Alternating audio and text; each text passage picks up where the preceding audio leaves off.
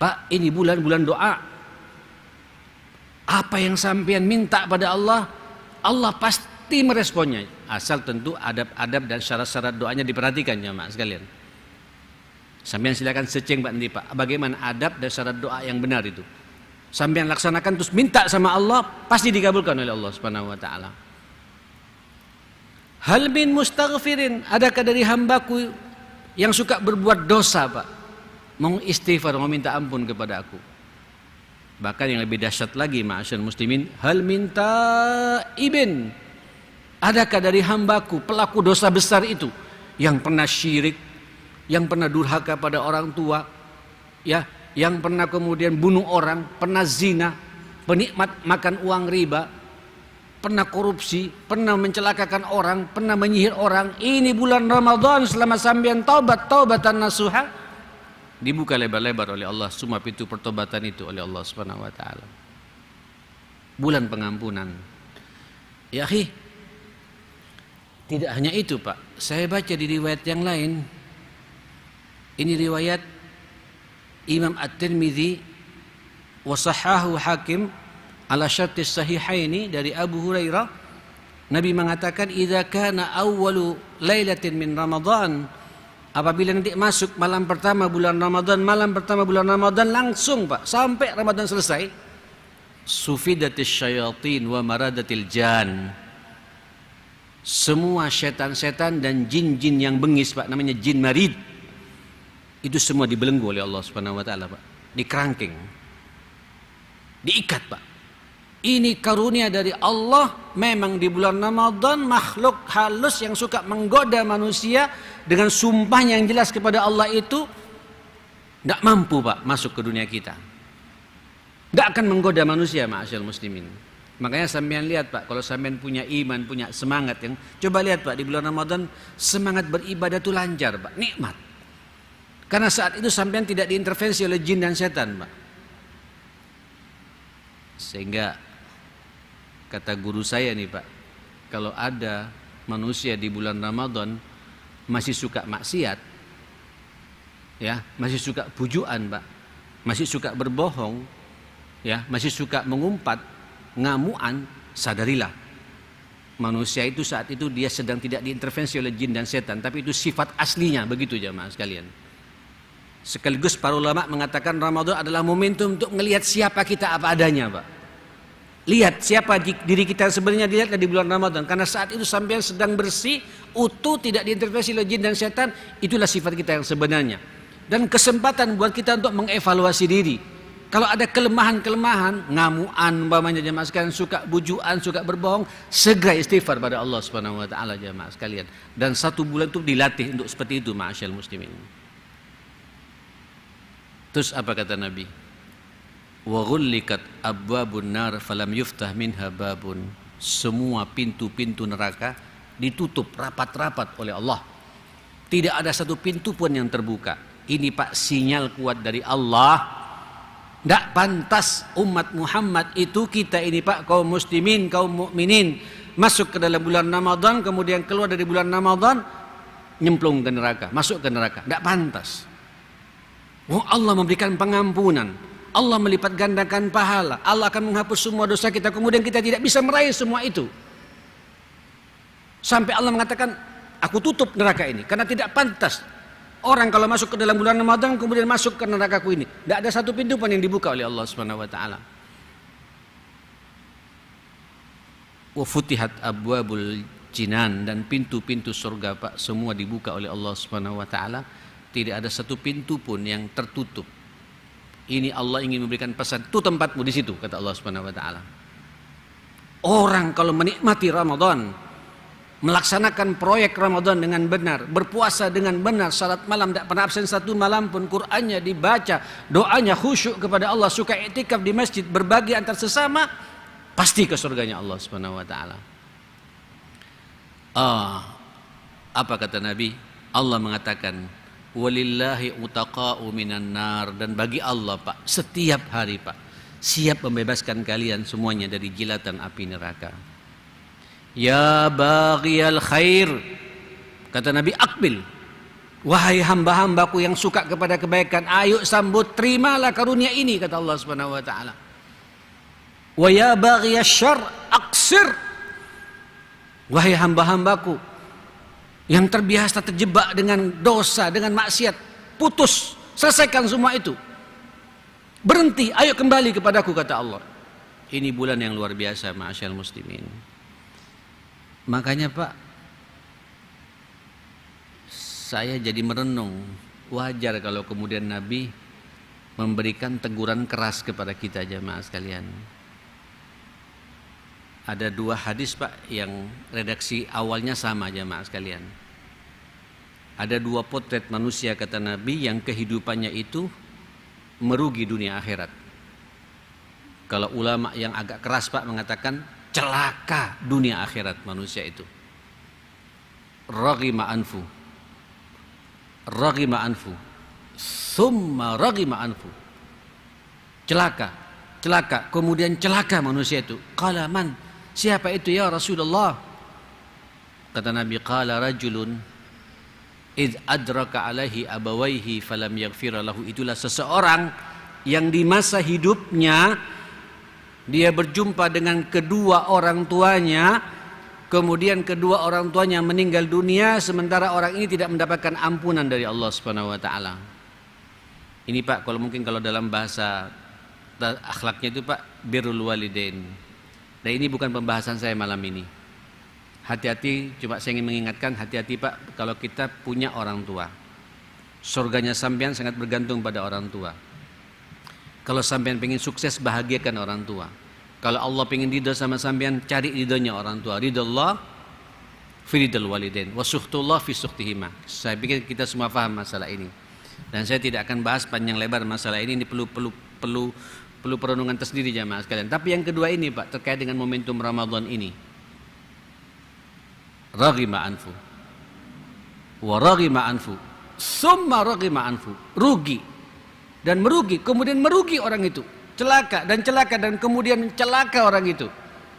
Qala man ya Rasulullah, siapa lagi itu ya Rasulullah, kata para sahabat. Qala rajulun id adraka alaihi Ramadan falam yughfar lahu wa fi riwayah walam yadkhulil jannah. Seseorang yang dia berjumpa dengan bulan Ramadan, menjalani kehidupan Ramadan, kemudian keluar dari bulan Ramadan, dia tidak mendapatkan ampunan dari Allah. Di riwayat yang lain Pak, kok bisa dia tidak masuk surganya Allah Subhanahu wa taala jamaah sekalian. Ya akhi, jangan main-main Pak di bab yang satu ini. Inilah momentum tahunan Pak, karunia besar yang Allah berikan kepada kita jamaah sekalian. Nah, Saudara, tentu Pak kita tidak akan menyia-nyiakan, kita akan menunjukkan sesuatu yang terbaik Pak buat Allah. Muslim yang baik ini, ma'asyal muslimin, pasti berpikir begini. Kan ada kaidah Pak dari Nabi, barang siapa yang hari ini sama saja Pak, atau pertama lebih baik daripada hari kemarin, itulah orang yang sukses, ya kan? Orang yang berhasil jamaah sekalian. Tapi kalau ada orang Pak yang hari ini sama dengan hari kemarin, ya impas Pak. Kita buang tenaga, buang pikiran, tapi nggak dapat hasil, merugi kita ini jamaah sekalian. Tapi kalau hari ini lebih bejat Pak, lebih rusak daripada hari kemarin, itulah orang yang celaka kata Nabi. Nah, kita berpikir begitu pula Pak. Saya tidak pengen Ramadan tahun ini harus Ramadan spesial, Ramadan terbaik bagi kita Pak. Kalau Ramadan tahun ini Pak sama saja dengan Ramadan tahun kemarin, rugi kita ini Pak. Tidak ada perubahan berarti Pak. Apalagi Ramadan tahun ini Pak lebih jelek, sampai yang tidak punya persiapan sama sekali, terjebak dengan rutinitas, seakan-akan Ramadan datang dan pergi. Tidak ada persiapan sama sekali Pak. Bahkan tidak merubah diri kita, ibadahnya bahkan lebih sedikit daripada Ramadan tahun yang lalu. Celaka kita ini ma'asyal muslimin. Tentu kita berharap ma'asyal muslimin, Ramadan tahun ini adalah Ramadan terbaik kami semua, kita semua jamaah sekalian. Bagaimana caranya Pak? Allah Subhanahu wa taala sebenarnya dalam ayat-ayat Ramadan itu, paling tidak kalau sampai renungi Pak, ada 4 hal ya yang digambarkan oleh Allah Subhanahu wa taala. Saya tidak tahu apakah bisa nyampe semua membahas masalah ini, tapi saya coba untuk mempercepat masalah ini ma'asyal muslimin. Yang pertama ya puasa Pak. 183 Al-Baqarah, 184, 185, 186. Terus ada tambahan lagi Pak di bawahnya 187. 5 ayat Pak, tapi esensinya 4 hal yang disinyal dari Allah kepada kita Pak. Allah langsung ini Pak. Yang pertama puasa. Ya ayyuhalladzina amanu kutiba alaikumusiyam kama kutiba alal ladzina min qablikum la'allakum tattaqun. Wahai orang-orang yang beriman, kata para ulama ya akhi, berarti Allah hanya memanggil kepada orang yang beriman. Puasa ini Pak akan dirasa nikmatnya kalau kita punya iman. Kalau sampai tidak punya iman, jadi beban Pak puasa ini. Sehingga bekal pertama kali harus tanyakan, ya opo imanku hari ini menyambut datangnya Ramadan ini, ma'asyal muslimin. Makanya juga bahasa Nabi Pak, man shoma ramadhana apa? Imanan Pak, wahtisaba. Barang siapa berpuasa di bulan Ramadan berangkat dari iman, yakin betul diperintah dari Allah, tidak jadi beban Pak. Dan sampean tahu kan iman itu yazidu bitta'ah, bertambah iman itu manakala sampean meningkat ketaatannya Pak, amal salehnya, ibadahnya. Berarti ya jemaah sekalian, sebelum Ramadan sampean harus meningkatkan Pak, dikuatkan iman kita ini, karena sampean sudah menyiapkan diri menata iman ini dengan cara apa? Salatnya dijaga dengan betul, baca Qur'annya sudah latihan. Ibarat orang mau bepergian Pak, harus menyiapkan diri jemaah sekalian. Atau orang mau terima tamu Pak, tamunya tamu mulia Pak, tamu terhormat. Ramadan kan tamu Pak, ingin menjumpai kita Pak. Tentu sebagai sahibul bait kita akan menyiapkan Pak segala sesuatunya. Masak yang baik. Bahkan kita pakai baju terbaik Pak, pakai parfum terbaik untuk ihtiram liduyuf, memuliakan tamu ini. Sama juga jemaah sekalian. Sampai menghadapi Ramadan, ini tamu mulia, apa persiapan kita? Bagaimana iman kita, ma'asyal muslimin? Nah, kalau iman kuat Pak, Allah mengatakan kutiba alaikumusiyam.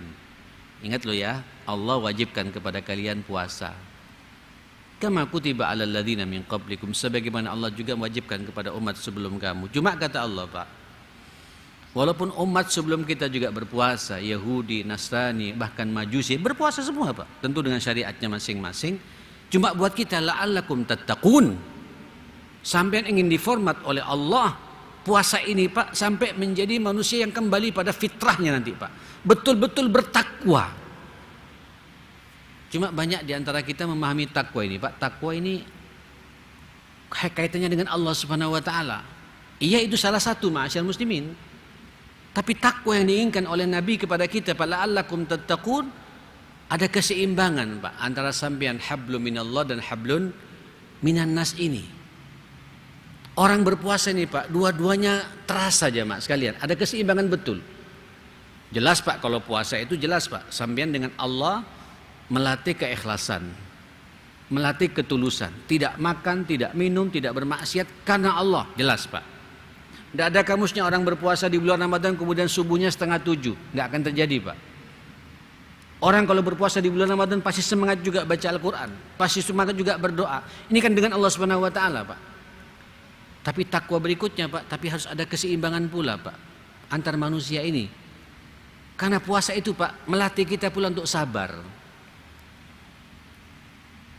Ya Allah, melatih pula untuk jujur,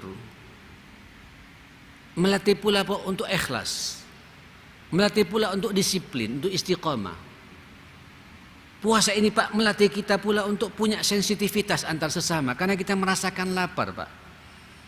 Ayo Pak, lapar yang sampean rasakan, nikmati, terus kaitkan Pak dengan kondisi saat ini.